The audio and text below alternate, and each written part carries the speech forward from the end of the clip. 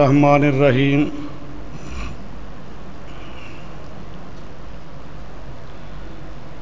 مسئلہ علم غیب پر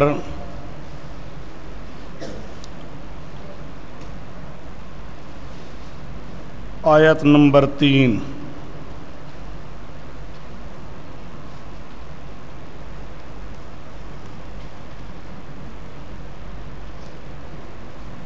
قل لا املک لنفسی نفعا ولا ضرا الا ما شاء اللہ ولو كنت اعلم الغیب لاستکثرت من الخیر وما مسنی السوء ان انا الا نذیر وبشیر لقوم یؤمنون۔ سورۃ اعراف آیت نمبر 188 پارہ نمبر 9۔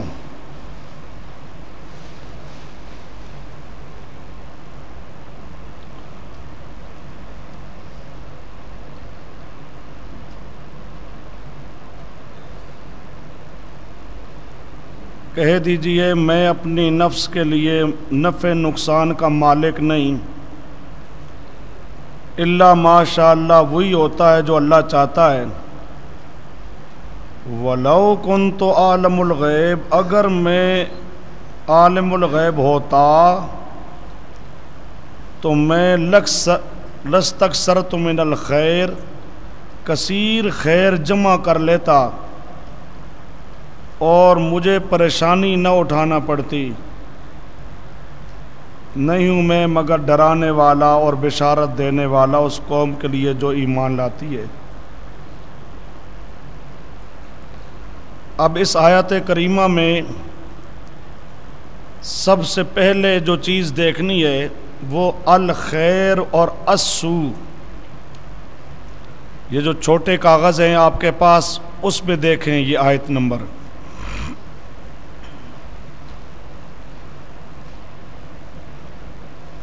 فائدہ اولا،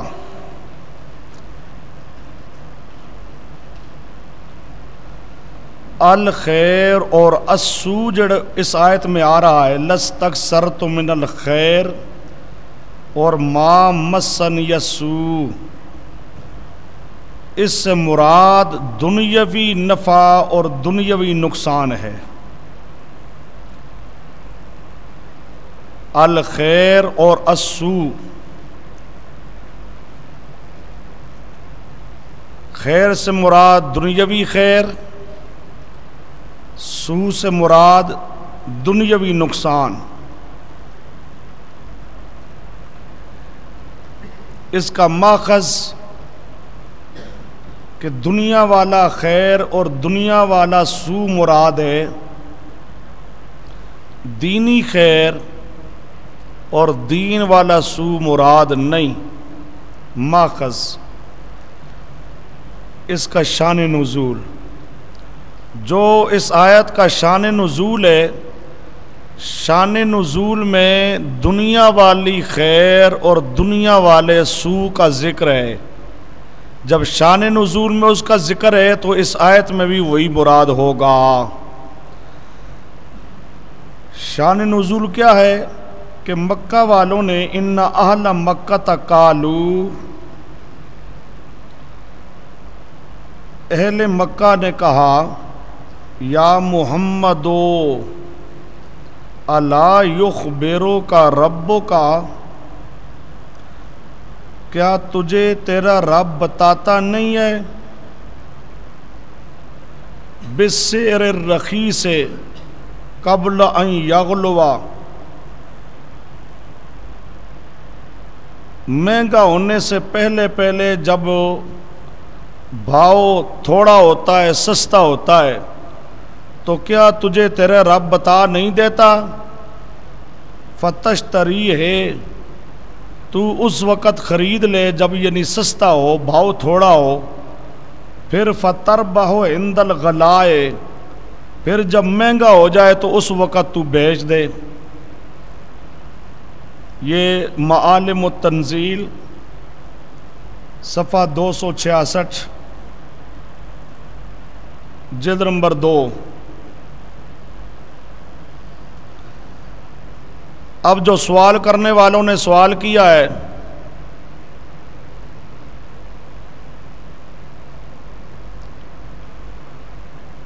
تو اس کے اندر ہی یہ بات مذکور ہے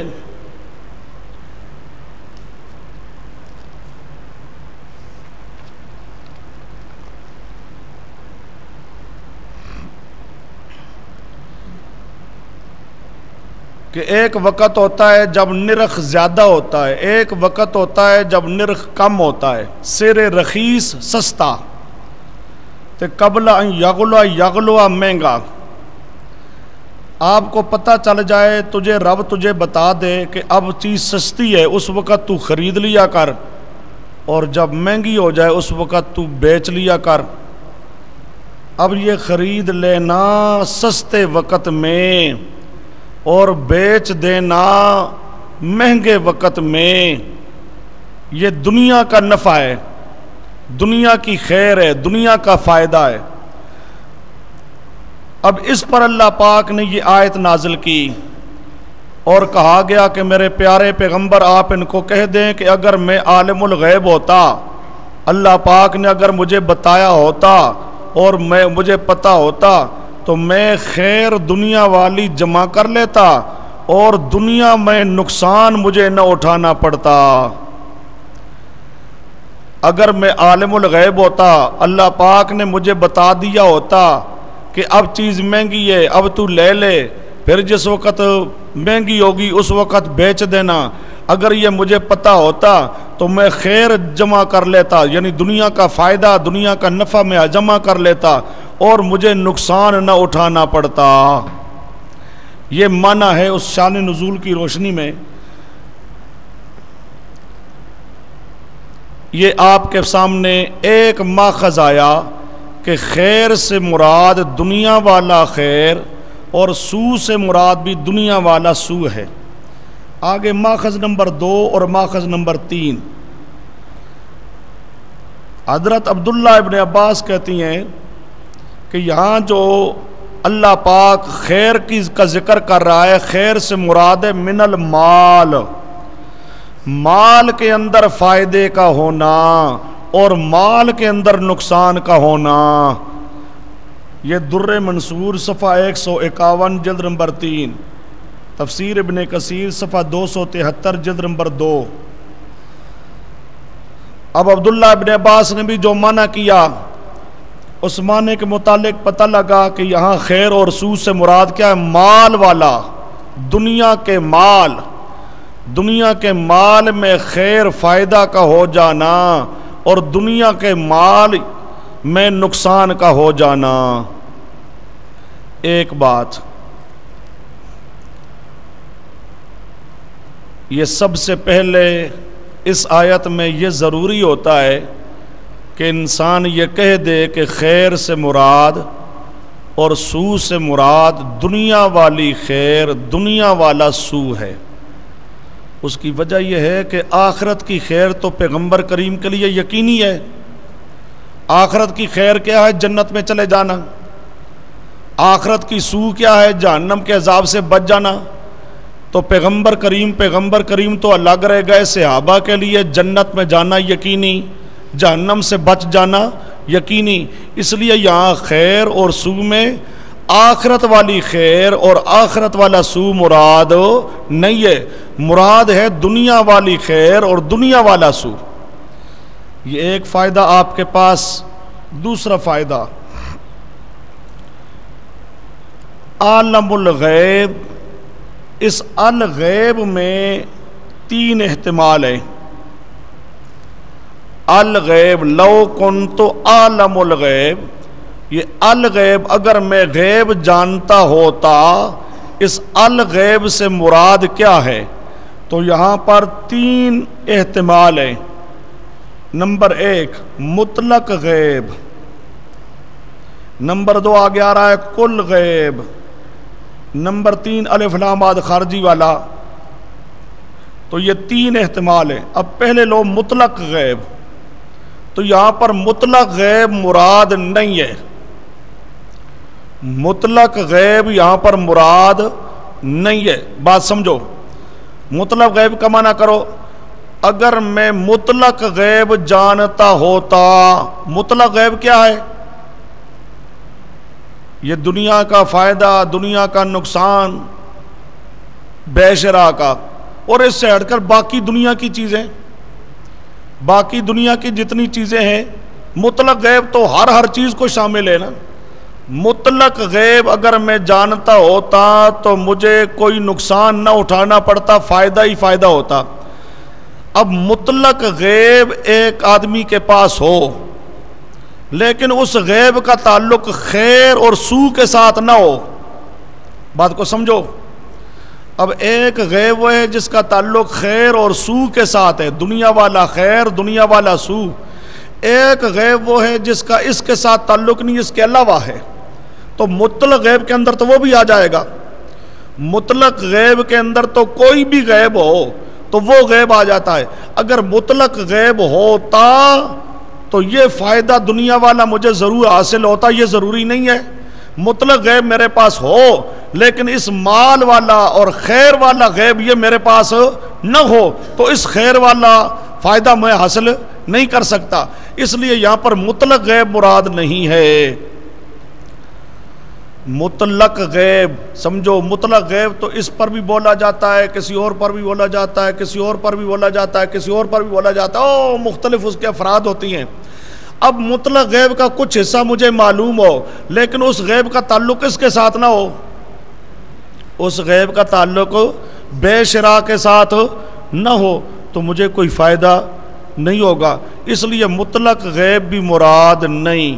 ایک دوسرا, کل غیب, کل غیب لام استغراقی ہو. الغیب سے مراد کل غیب, سارا غیب اگر میرے پاس ہوتا تو اب سارا غیب مراد لینے کی ضرورت نہیں. اتنا غیب جس کے ساتھ, جس کا تعلق اس خیر کے ساتھ اور سوء کے ساتھ ہو, اتنا غیب کافی ہے. سارا غیب مراد لینے کی ضرورت نہیں.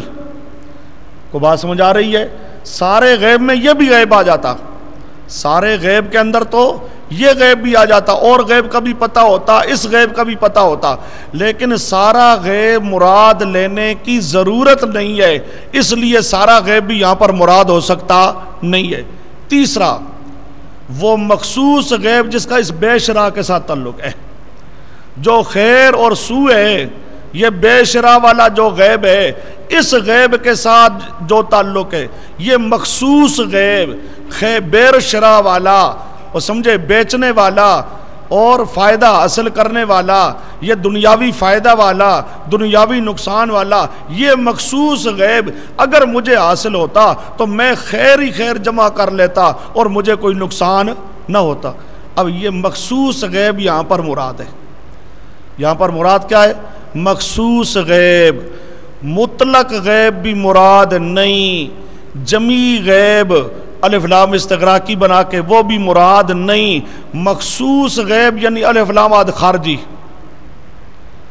الف لام آد خارجی, صرف وہ غیب جس غیب کا تعلق ہے خیر دنیا والی کے ساتھ, سوء دنیا والے کے ساتھ, خرید و فروخت والا نفع, خرید و فروخت والا نقصان, اس غیب کے ساتھ جس غیب کا تعلق ہے وہ مخصوص غیب معلوم ہوتا تو میں فائدہ حاصل کر لیتا اور نقصان نہ اٹھانا پڑتا. تو یہاں پر یہ مخصوص غیب مراد ہے.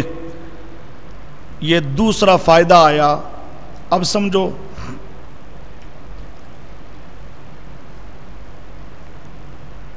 تین احتمالوں میں سے تیسرا احتمال مراد ہے, لیکن یہاں پر ہوگا یہ رضاخانی مراد لیتے ہیں دوسرا احتمال, ہم مراد لیتے ہیں کیا؟ تیسرا. اب بات کو ذرا سمجھو.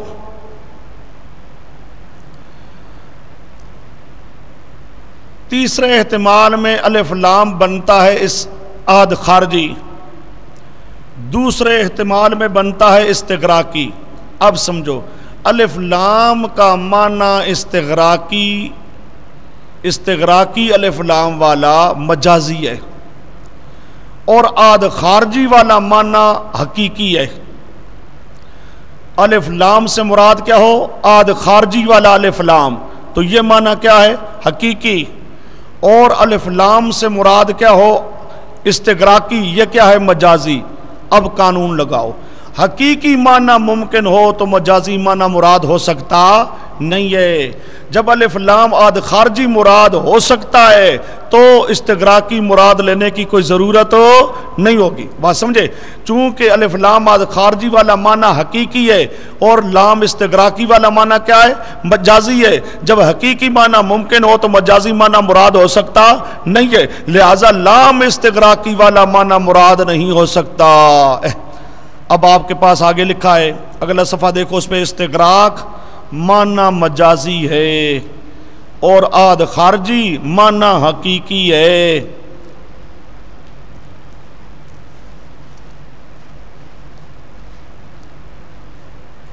اس کاغذ میں پتہ لگ گیا استغراق والا معنی کیا ہے؟ مجازی، اور آد خارجی والا معنی کیا ہے؟ حقیقی۔ اب آئیے، اب اس کا ماخذ نمبر 1،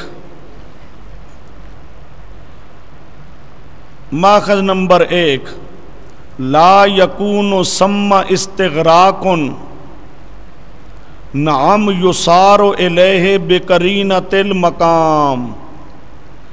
وہاں پر استغراقی مراد نہیں ہوگا، نعم یصار الیہ، سیرورت کی جائے گی اس استغراقی کی طرف بقرینۃ المقام، جب کوئی قرینہ ہو۔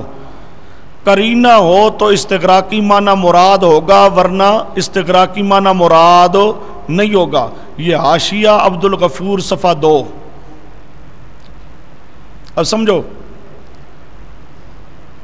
جس معنی میں قرینہ کی ضرورت ہو نا، وہ معنی مجازی ہوتا ہے۔ جو معنی محتاج ہو قرینے کا، وہ معنی کیا ہوتا ہے؟ مجازی۔ حقیقی معنی قرینے کا محتاج نہیں ہوتا۔ اب یہاں پر آ رہا ہے کہ استغراقی کے لیے قرینہ ضرورت ہے، قرینہ ہوگا تو استغراق والا لام مراد ہوگا، اگر قرینہ نہیں ہوگا تو الف لام استغراقی مراد ہو سکتا نہیں ہے۔ تو معلوم ہوا کہ استغراقی والا معنی مجازی ہے۔ یہ ماخذ آ گیا۔ آگے ماخذ نمبر 2، التعریف لا یلزم ان یکون للاستغراق، لام تعریف والا لازمی نہیں ہے کہ وہ استغراقی ہو، بل العہد هو الاصل، بلکہ عہد وہ اصل ہے۔ عہد خارجی والا لام هو الاصل، وہ اصل ہے، یعنی وہ حقیقت ہے، وہ اصل ہے، حقیقی معنی یہ ہے۔ اب یہ تلویح اور توضیح تلویح جو ہے، تلویح صفحہ 57 جلد نمبر 1۔ اب آپ کے سامنے آیا اس بات کا ماخذ کہ استغراقی معنی مجازی ہے اور آد خارجی معنی حقیقی ہے، لہذا معنی حقیقی کی موجودگی میں معنی مجازی مراد نہیں ہوگا۔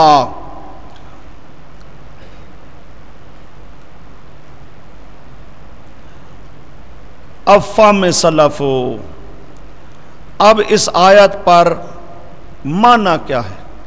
اب اتنی بات تو آپ کے سامنے آ گئی کہ لو کنت عالم الغیب، اس عالم الغیب میں الغیب مخصوص غیب مراد ہے، آد خارجی والا۔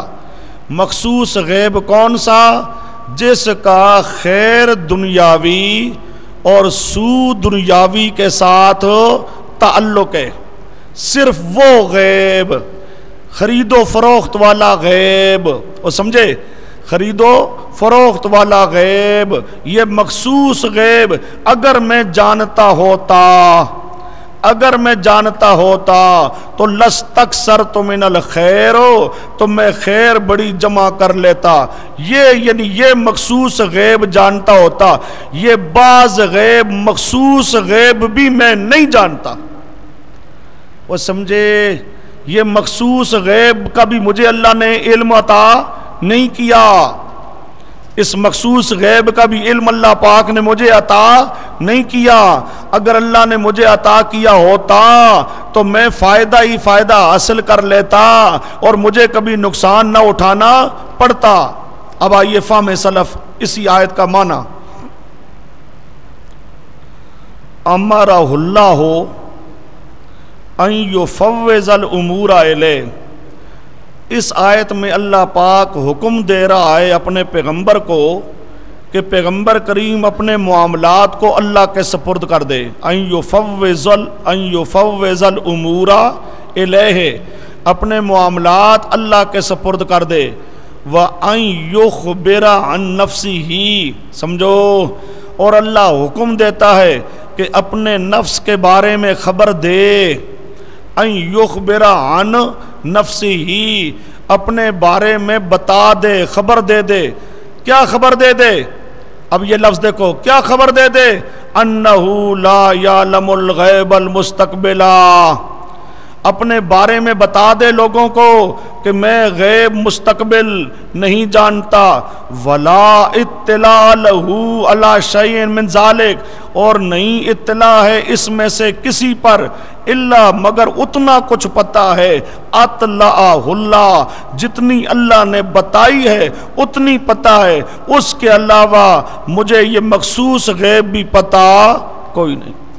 جتنا اللہ نے عطا کیا ہے اطلاعہ، بتایا ہے، اطلاع دی ہے، اتنا پتہ ہے، اس کے علاوہ لا اطلاع، کوئی پتہ نہیں ہے، کوئی علم نہیں ہے۔ یہ تفسیر ابن کثیر صفحہ 273 جلد نمبر 2، تفسیر مراغی صفحہ 136 جلد نمبر 9، تفسیر المنار صفحہ 472 جلد نمبر 9۔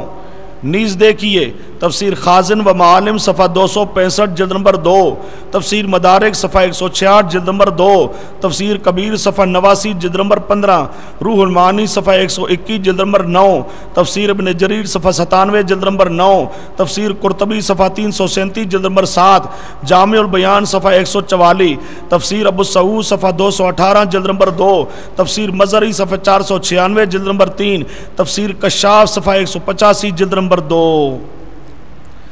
اب یہ مختلف ساری تفسیروں کے حوالے آ گئے، ایک کا آپ کے سامنے پورے لفظ لکھ دیے گئے کہ اللہ پاک بتا رہا ہے میرے پیارے پیغمبر بتا دو اپنے بارے میں، ان یخبر عن نفسی، اپنے بارے میں بتا دو کہ مجھے آئندہ کی چیز کے غیب کا پتہ نہیں ہے، مجھے صرف اتنا کچھ پتہ ہے جتنا اللہ نے بتایا، جو اللہ نے نہیں بتایا وہ مجھے پتہ نہیں ہے۔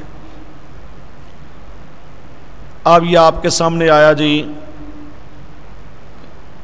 استدلال تیسری آیت سے۔ آگے آئیے انہی کاغذوں پہ دیکھیے آیت نمبر 4۔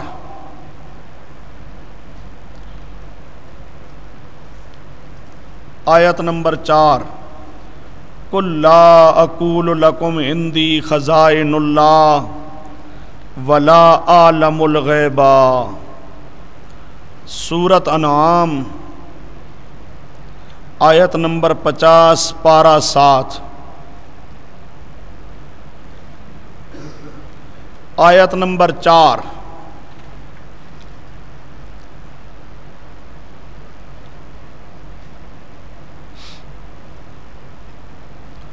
کہہ دیجئے لا اقول لکم عندی خزائن اللہ، میں نہیں کہتا کہ میرے پاس اللہ کے خزانے ہیں، ولا عالم الغیب، میں غیب بھی نہیں جانتا۔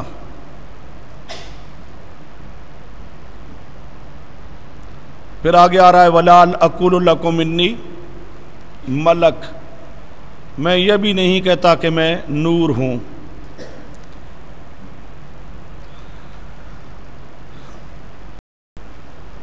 اب یہ صاف لفظ ہے قرآن پاک کا، لا عالم الغیب، میں عالم الغیب کوئی نہیں۔ اب یہاں پر کسی تفسیر کے حوالے کی ضرورت ہے، بالکل واضح قرآن پاک کے لفظوں کے اندر واضح ہے۔ جب قرآن پاک کے لفظوں کے اندر بالکل واضح لفظ آ گیا، اب یہاں پر کسی تفسیر کے حوالے کی ضرورت نہیں، تفسیر حوالے ہم دیں گے صرف تائیدی طور پر۔ جو پہلی آیت آپ کے سامنے آئی ہے اس میں بھی ہے لو کنت عالم الغیب، ابھی جو آیت نمبر 3 پڑھی ہے وہاں بھی تفسیری حوالے صرف بطور تائید کے ہیں، ورنہ قرآن کا لفظ لو کنت عالم الغیب، اگر میں غیب جانتا ہوتا، کیا مطلب میں غیب جانتا نہیں ہوں؟ صاف لفظ ہے قرآن پاک کا۔ اب یہاں پر کوئی تفسیر کے حوالے کی ضرورت نہیں، تو وہاں بھی جو تفسیری حوالے دیے گئے وہ صرف بطور تائید کے، اب یہاں بھی جو تفسیری حوالے آئیں گے وہ صرف بطور تائید کے، ورنہ ہمارا عقیدہ تو بالکل قرآن پاک کے لفظوں کے اندر موجود ہے، لا عالم الغیب۔ اب یہ جو آپ کے پاس فہم سلف نمبر 1 اور 2 شروع میں لکھا ہے، یہاں تھوڑی سی بات ایک سمجھ لو پہلے۔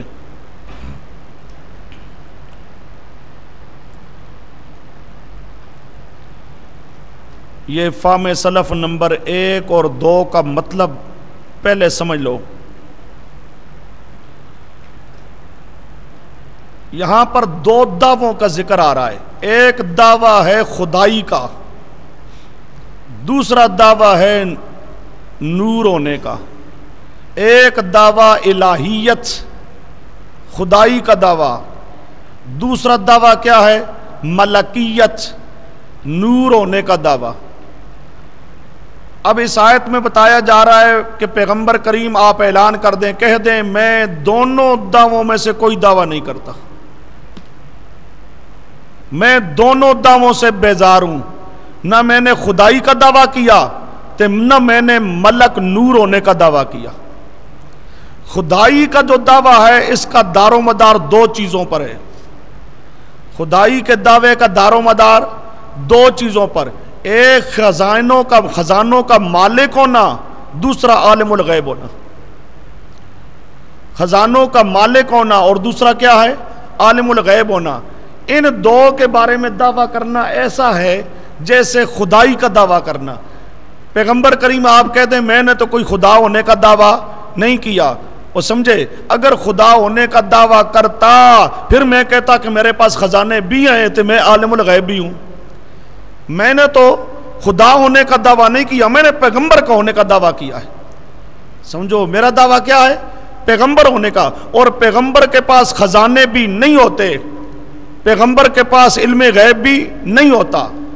یہ علم غیب کا ہونا اور خدائی کا اور خزانوں کا مالک ہونا یہ کس کے لیے ضروری ہوتا ہے؟ خدا کے لیے۔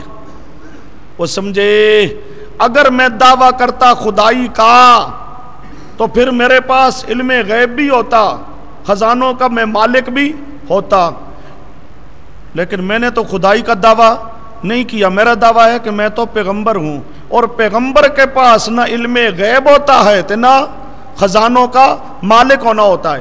اسی طرح پیغمبر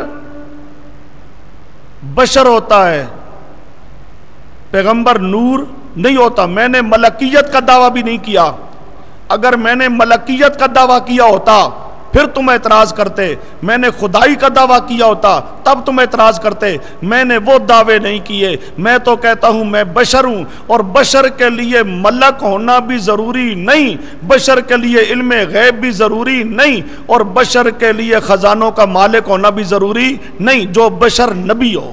دیکھو عبارت اب، تبرأ عن دعوی الالہیت والملکیت، الہیت اور ملکیت کے دعویٰ سے بیزاری کا اعلان کیا۔ سمجھے، الہیت کے دعوے سے تبرأ، برات کر دی، ملکیت کے دعوے سے کیا کر دی؟ برات کر دی۔ ودع النبوۃ، اور دعویٰ کیا نبی ہونے کا۔ وہ سمجھے، الہیت کا دعویٰ نہیں، ملکیت کا دعویٰ نہیں، دعویٰ کس کا ہے؟ نبوت کا۔ التی ہی من کمالات البشر، جو بشر کے کمالات سے ہے۔ میں نے نبوت کا دعویٰ کیا ہے، جو کیا ہے بشر کے کمالات میں سے کامل بشر نبی ہوتا ہے۔ بشر کے کمالات میں کیا ہے؟ نبوت۔ میں نے نبوت کا دعویٰ کیا ہے، میں نے ملک ہونے کا بھی دعویٰ نہیں کیا، اور میں نے الہ ہونے کا دعویٰ بھی نہیں کیا۔ الہ ہونے کا دعویٰ ہوتا تو میں عالم الغیب بھی ہوتا، خزانوں کا مالک بھی ہوتا، لیکن میں نے تو الہ ہونے کا دعویٰ نہیں کیا، لہٰذا میں خزانوں کا مالک بھی نہیں اور میں عالم الغیب بھی نہیں ہے۔ یہ تفسیر بیضاوی صفحہ 261 جلد 1، تفسیر سراج منیر صفحہ 488 جلد نمبر 1۔ آگے آئیے فہم سلف نمبر 3۔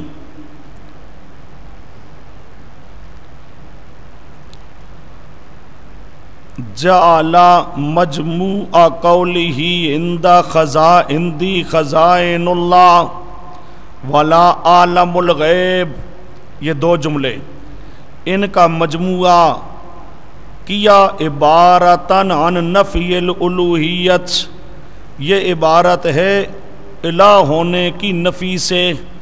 سمجھو یہ جو دو ہیں، خزانوں کا مالک ہونا اور عالم الغیب ہونا، یہ دو ضروری ہیں کس کے لیے؟ الہ ہونے کے لیے۔ اب جعلا یہ جو دونوں کا مجموعہ ہے، یہ عبارت ہے عن نفی الالوہیت کہ میں الہ نہیں، میرے پاس خزانے نہیں، میرے پاس علم غیب نہیں، گویا کہ میں الہ نہیں۔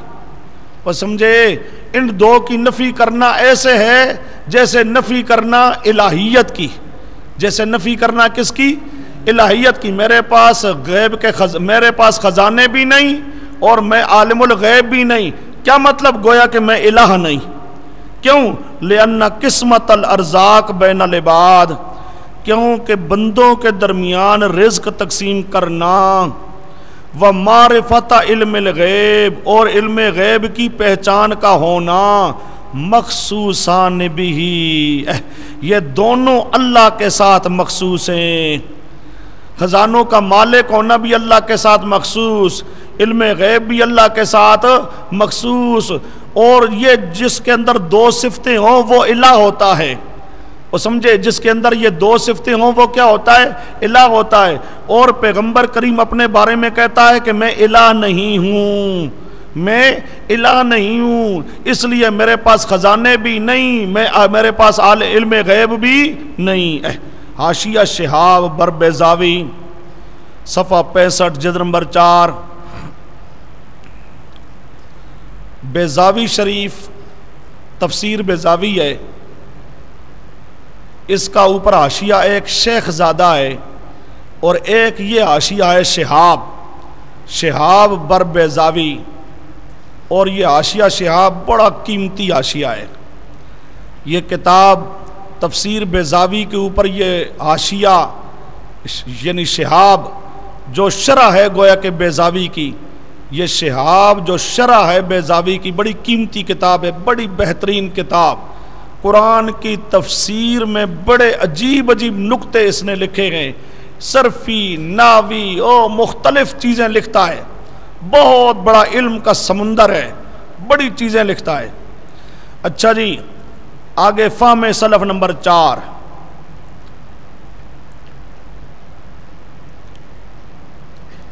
اب یہ فہم سلف نمبر 4 ذرا دیکھو۔ کل ہؤلاء المنکرین، یہ اسی آیت کا معنی آ رہا ہے، لا اقول لکم عندی خزائن اللہ ولا عالم الغیب۔ کل ہؤلاء المنکرین نبوتا کا، ان منکروں کو جو منکر ہیں آپ کی نبوت کے، ان منکروں کو کہہ دو، سمجھے، آپ کی نبوت کے یہ جو منکر ہیں مشرک، ان کو کہہ دو، لست اقول لکم، میں تمہیں نہیں کہتا، انی الرب الذی لہ خزائن السماوات والارض، میں وہ رب ہوں جس کے پاس آسمان و زمین کے خزانے ہوتے ہیں، وعالم غیوب الاشیاء الخفیہ، اور میں جانتا ہوں پوشیدہ چیزوں کے غیبوں کو، اللتی لا یعلمھا، وہ پوشیدہ چیزیں کہ نہیں جانتا ان کو مگر رب، الذی لا یخفی علیہ شیء، وہ رب جس سے کوئی چیز پوشیدہ نہیں ہوتی۔ میں یہ نہیں کہتا کہ میں رب ہوں، فتکذبونی، کہ تم میری تکذیب کرو، فیما اقولو، من ذالک، جو میں یہ کہوں، لأنہ لا ينبغی ان یکون ربا، کیونکہ نہیں مناسب ہے کہ کوئی آدمی رب ہو، الا من لہ، مگر وہی رب ہوتا ہے جس کے پاس ملک و کل شے، ہر چیز کا مالک بھی ہو، وبیدہ کل شے، اور اس کے قبضہ قدرت میں ہر چیز ہو، ومن لا یخفی، اور وہ کہ جس پر کوئی چیز خافیتن پوشیدہ نہ ہو، وذالک هو اللہ، وہ هو الذی، وہ اللہ ہے، لا الہ غیرہ، جس کے علاوہ کوئی اور معبود نہیں ہے۔ اور سمجھے یہ رب کی صفتیں ہیں۔ خزانوں کا مالک ہونے بھی کیا ہے؟ رب کی صفت۔ عالم الغیب ہونا بھی کس کی صفت ہے؟ رب کی صفت۔ اگر میں نے یہ کہا ہوتا کہ میں رب ہوں، میں کیا ہوں؟ رب ہوں، تم میری تکذیب کرتے، میں رب ہونے کا تو میں دعویٰ نہیں کرتا، رب کے لیے یہ صفتیں ہوتی ہیں۔ اور سمجھے علم غیب کس کے لیے صفت ہوتی ہے؟ رب کی۔ علم غیب کس کی صفت ہوتی ہے؟ رب کی۔ اور میں نے رب ہونے کا دعویٰ نہیں کیا، میں نے رب ہونے کا دعویٰ نہیں کیا۔ علم غیب تو ہوتا ہے اس کے پاس، ہر چیز کا جاننا تو ہوتا ہے اس کے لیے ضروری جو رب ہو، اور میں تو رب نہیں ہوں۔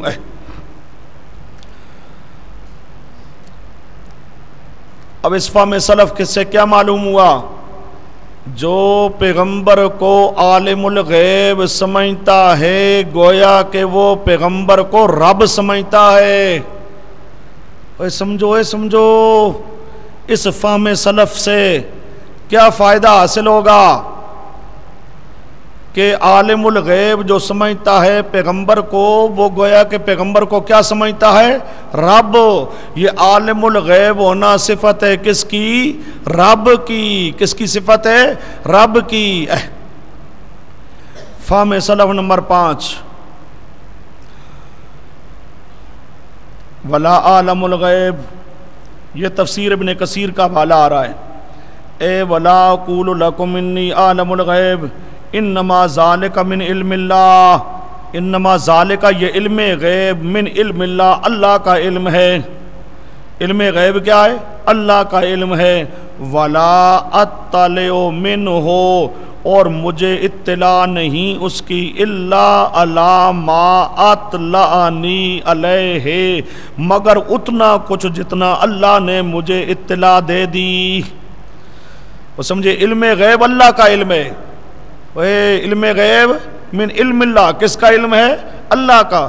اور مجھے علم غیب کا اتنا پتہ ہے جتنا اللہ نے بتایا ہے، جتنا اللہ نے بتایا ہے اتنا مجھے پتہ ہے، اس کے علاوہ مجھے علم نہیں ہے۔ وہ سمجھے اس کے علاوہ مجھے علم نہیں ہے، جتنا بتایا ہے۔ کیا مطلب؟ وہی یعنی بعض، جتنا اللہ نے بعض مجھے بتایا وہ مجھے پتہ ہے، سارا مجھے پتہ نہیں۔ یہ تفسیر ابن کثیر صفحہ 134 جلد نمبر 2، تفسیر ابن کثیر صفحہ 134 جلد نمبر 2۔ آگے فہم سلف نمبر 6 جی، فہم سلف نمبر 6،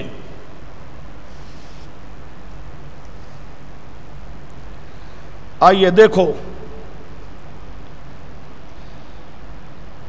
یہ تفسیر مدارک کی عبارت ہے۔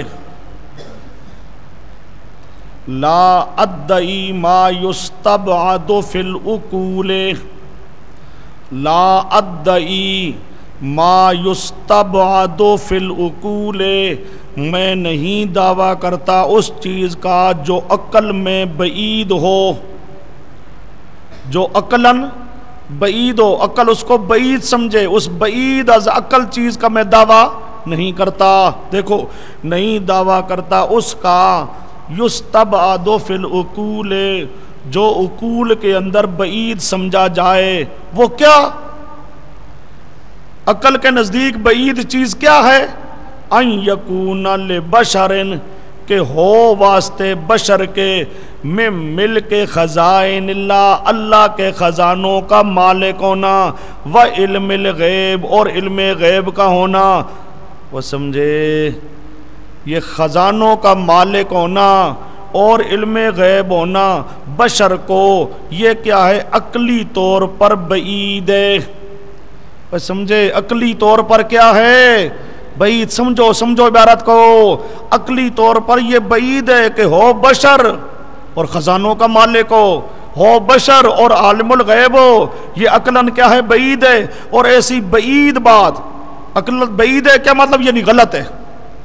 عقلاً بعید ہے کیا مطلب؟ یعنی غلط ہے، اور غلط بات کا میں دعویٰ نہیں کرتا۔ اور سمجھے بشر کے لیے خزانوں کا مالک ہونا، بشر کے لیے علم غیب کا ہونا یہ بعید ہے عقلاً۔ عقلاً کیا ہے؟ بعید ہے، یعنی غلط ہے، اور اس غلط بات کا لا ادعی میں تو دعویٰ نہیں کرتا۔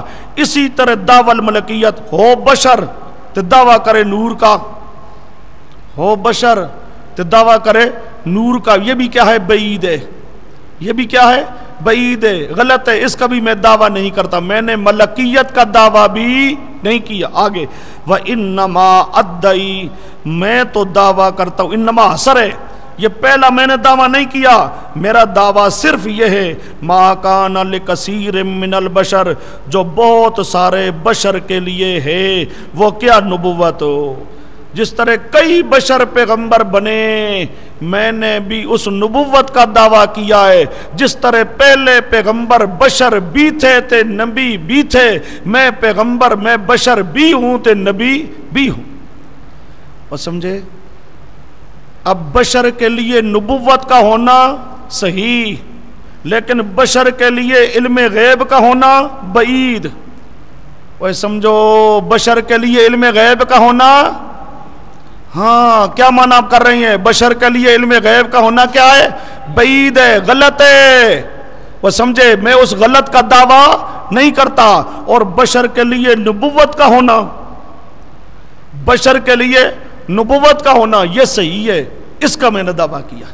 وہ سمجھے بشر کے لیے نبوت کا ہونا یہ کیا ہے؟ صحیح۔ بہت سارے بشر ایسے گزرے جن بشروں کو اللہ نے کیا دی؟ نبوت دی۔ جس طرح وہ پہلے پیغمبر بشر بھی تھے نبی بھی تھے، میں بھی بشر بھی ہوں نبی بھی ہوں۔ یہ تفسیر مدارک صفحہ 43 جلد نمبر 2، تفسیر مدارک صفحہ 43 جلد نمبر 2۔ ہاں کس طرح معنی واضح کیا، قرآن پاک کے اندر بھی واضح تھا، اور ہمارے اہل سنت والجماعت مفسرین اللہ کی لاکھوں رحمتیں ان پر، کس طرح معنی بالکل واضح کرتی ہیں۔ اب آگے آئیے فہم سلف نمبر 7 اور 8،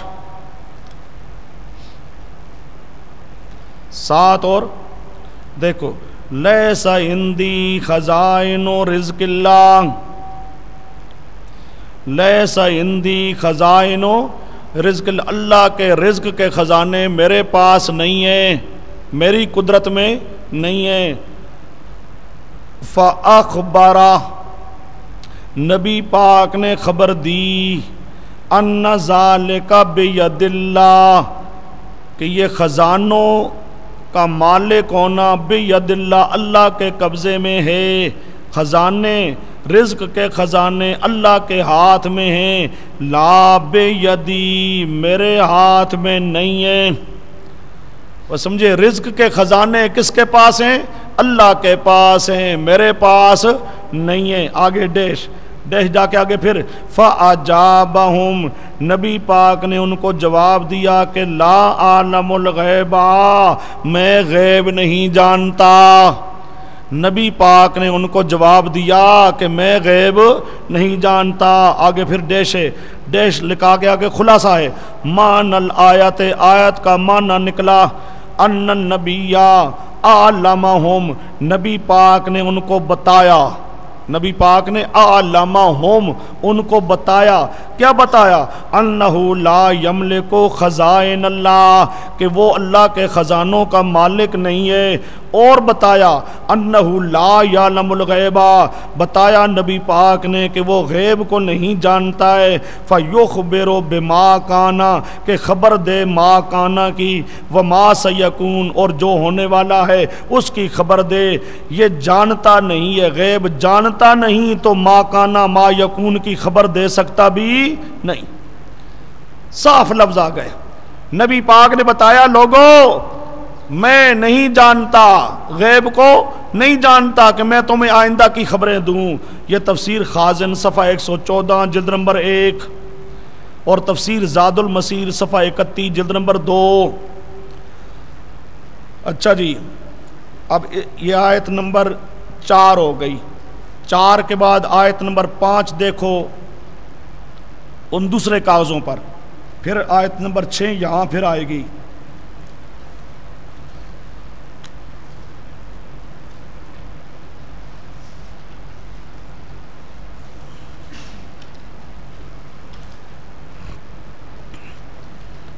آیت نمبر 5،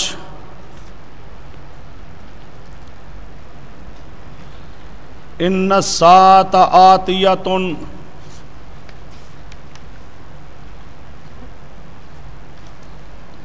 اکاد اخفیہا لتجزا کل نفس بما تسعی۔ سورۃ طٰہٰ آیت نمبر 15 پارہ 16، یہ آیت نمبر 5، آیت نمبر 5، ان الساعۃ آتیۃ، قیامت آنے والی ہے، آنے والی ہے، لیکن کب آئے گی؟ اللہ کہتا اکاد اخفیہا، قریب ہے کہ میں اس کو چھپاؤں گا، میں نے کسی کو بتانا نہیں ہے کہ قیامت کب آئے گی۔ دیکھو دیکھو قرآن پاک کے الفاظ، اور قیامت آنے والی ہے یہ تو پکی بات ہے، لیکن کب آئے گی؟ اخفی، میں چھپاتا رہوں گا، بتاؤں گا نہیں۔ میں کیا کروں گا؟ اس کو چھپاتا رہوں گا، میں بتاؤں گا کوئی نہیں۔ یہاں اب سمجھو، اب یہ صاف لفظ ہے اب قرآن پاک کا، اللہ کہتا ہے میں نے اس کو مخفی رکھنا ہے۔ اخفی، میں نے کیا رکھنا ہے اس کو؟ مخفی، پوشیدہ، کسی کو بتانا نہیں ہے۔ اللہ کہتا ہے میں اس کو پوشیدہ رکھوں گا، کسی کو بتاؤں گا نہیں۔ تو اعلیٰ حضرت کا گروپ آ جائے، نہیں جی اللہ نے بتا دیا، اللہ کہے میں خفیہ رکھوں گا، میں چھپاؤں گا، میں بتاؤں گا کوئی نہیں۔ یہ آ گیا جی رضا خانی، اس نے کہا نہیں جی اللہ نے بتا دیا۔ اب قرآن کے مقابل یہ بھی عجیب ٹولہ ہے، انہوں نے بس پورا مقابلہ کرنا ہے قرآن کا، چونکہ یہ سارا گروپ ابو جہل کا ایجنٹ ہے۔ جس طرح ابو جہل نے قرآن کا مقابلہ کیا، انہوں نے بھی کیا کرنا ہے؟ قرآن کا مقابلہ کرنا ہے۔ آؤ دیکھو ذرا، یہاں پر اس آیت کا معنی اہل سنت والجماعت کیا کرتے ہیں؟ قال اکثر المفسرین، جمہور مفسرین، اکثر مفسرین، جمہور مفسرین معنی کرتے ہیں اس آیت کا، سنو معنی ہو، معنی اس کا کیا ہے جی؟ اکاد اخفیہا من نفسی، بلے اخفیہا من نفسی، اور یہ تو ایسی چیز ہے کہ اس کو تو میں اپنی جان سے بھی چھپانا چاہتا ہوں۔ فَكَيْفَ يَعْلَمُهَا مَخْلُوقٌ، کیسے ایک اور مخلوق جانے گی؟ اور یہ تو قیامت ایسے راز کی چیز ہے جسے میں اپنے آپ سے بھی چھپانا چاہتا ہوں۔ وہ سنو کیا معنی کرتے ہیں اہل سنت والجماعت؟ اور اس کو تو میں اپنی جان سے بھی چھپانا چاہتا ہوں۔ فَكَيْفَ يَعْلَمُهَا مَخْلُوقٌ، باقی مخلوق پھر کیسے جانے گی؟ وَكَيْفَ أُظْهِرُهَا لَكُمْ، وَكَيْفَ أُظْهِرُهَا لَكُمْ، اور میں کیسے بتاؤں گا اوروں کو، کیسے ظاہر کروں گا یہ قیامت تمہارے لیے، اور میں تمہیں کیسے بتاؤں، اور یہ تو ایسی چیز ہے کہ اگر اپنے آپ سے میں چھپا سکتا تو میں اپنے آپ سے بھی چھپا لیتا، جب اپنے آپ سے بھی چھپانا چاہتا ہوں تو کسی اور کو کیسے بتا سکتا ہوں، یعنی میں کسی اور کا اس کا علم نہیں عطا کروں گا۔ آگے ذَكَرَ ذَلِكَ عَلَىٰ عَادَةِ الْعَرَبِ، یہ اللہ پاک نے جو فرمایا یہ عرب کی عادت کے مطابق، عرب کی عادت کے مطابق کیا، اذا بالغوا فی الکتمان للشیء، جب وہ مبالغہ کریں کسی چیز کے چھپانے میں، کسی چیز کے چھپانے میں مبالغہ کریں تو وہ کیا کہتے ہیں، اور یہ چیز تو ایسی ہے میں اپنے آپ سے بھی چھپانا چاہتا ہوں۔ جب کسی چیز کے چھپانے میں مبالغہ کیا جائے تو کیا کہا جاتا ہے، اور یہ چیز تو ایسی ہے یہ تو میں اپنے آپ سے بھی چھپانا چاہتا ہوں۔ تو جب اپنے آپ سے چھپانا چاہتا ہے تو کسی اور کو کیسے بتا سکتا ہے، تو یہاں پر مبالغہ مراد ہے، چھپانے میں مبالغہ، کہ میں اس کو چھپا کے رکھوں گا، کسی کو میں نے اس کا علم عطا نہیں کرنا ہے۔ اب یہ تفسیر خازن و معالم صفحہ 215 جلد نمبر 4، تفسیر مظہری صفحہ 132، تفسیر مظہری صفحہ 132 جلد نمبر 6۔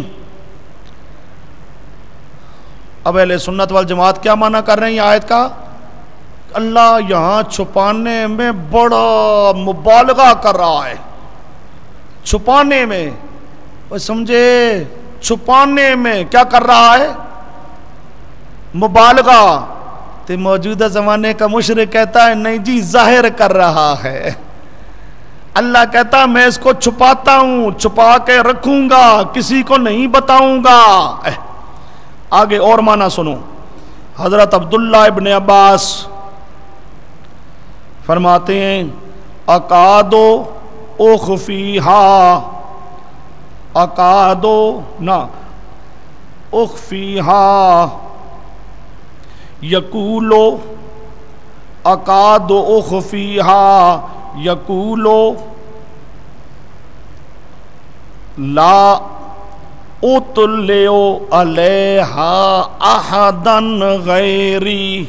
واہ جی واہ، عبداللہ ابن عباس اللہ کی لاکھوں رحمتیں ہوں، واہ رضی اللہ تعالیٰ عنہ۔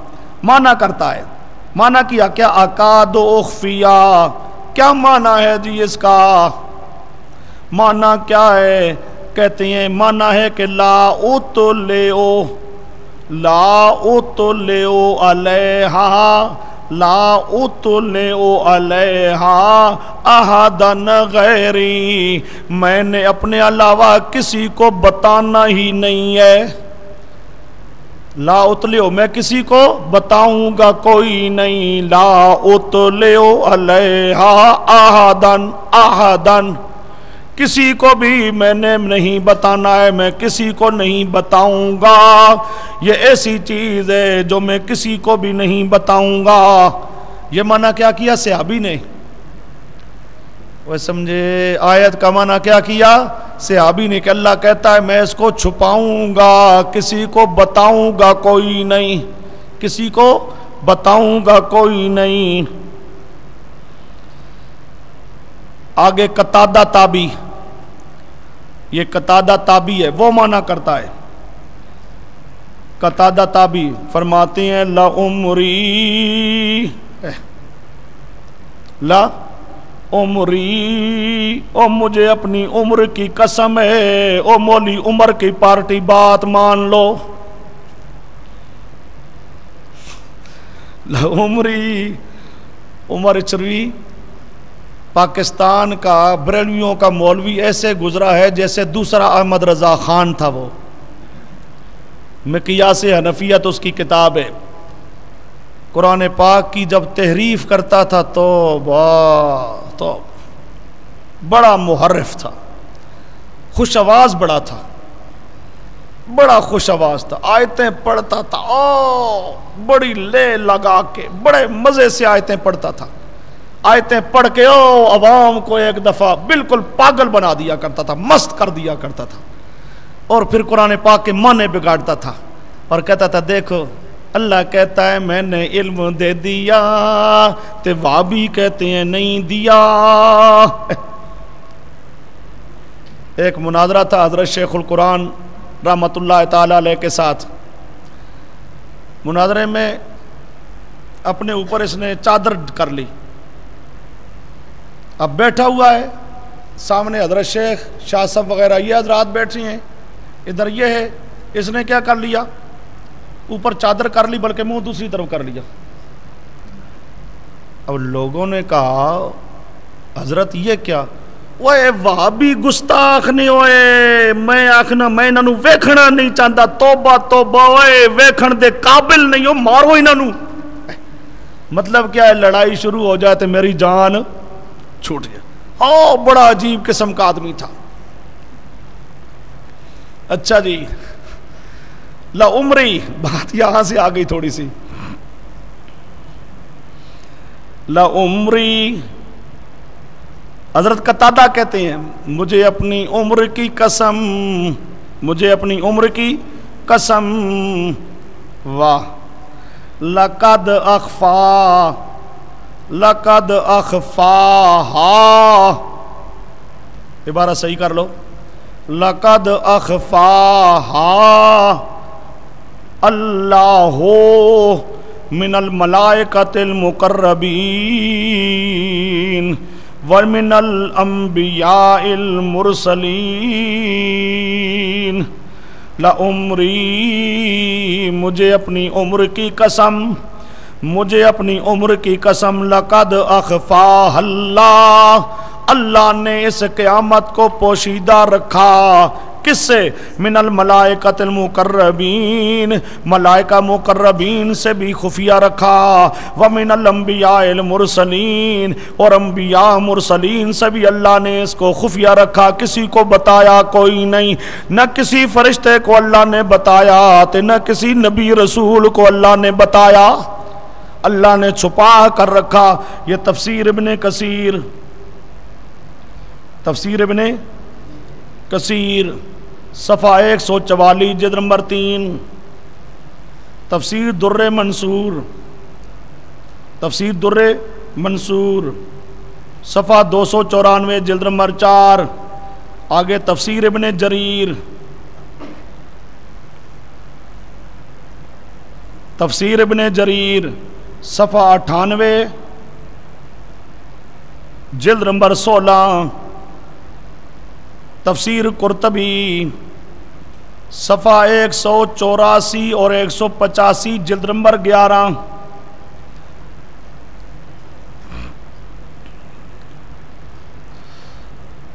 اب یہ آیت نمبر 5 آپ کے سامنے آئی۔ اب دیکھو صاف قرآن پاک کہتا ہے، اللہ پاک کہتے ہیں قیامت میں مخفی رکھوں گا، قیامت کا علم میں نے کسی کو دینا نہیں ہے، اللہ پاک نے نبیوں سے بھی اس کو پوشیدہ کیا، کسی کو بتایا نہیں۔ آگے آئیے آیت نمبر 6، یہ چھوٹے کاغذ لے لو پھر،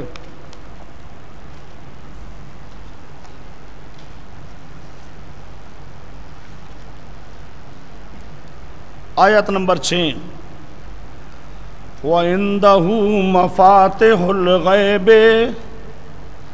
لا يعلمها الا هو۔ یہ سورۃ انعام آیت نمبر 59 پارہ 7،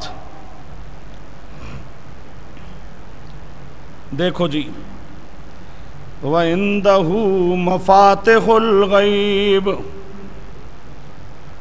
اللہ ہی کے پاس ہیں غیب کی چابیاں، غیب کی ان چابیوں کو بھی کوئی نہیں جانتا، واہ اللہ، لا یعلمھا مفاتح، ان چابیوں کو بھی جاننے والا کوئی نہیں۔ غیب کو جاننا تو درکنار، چابیوں کو بھی جانتا کوئی نہیں اللہ مگر اللہ۔ یہاں پر مفاتح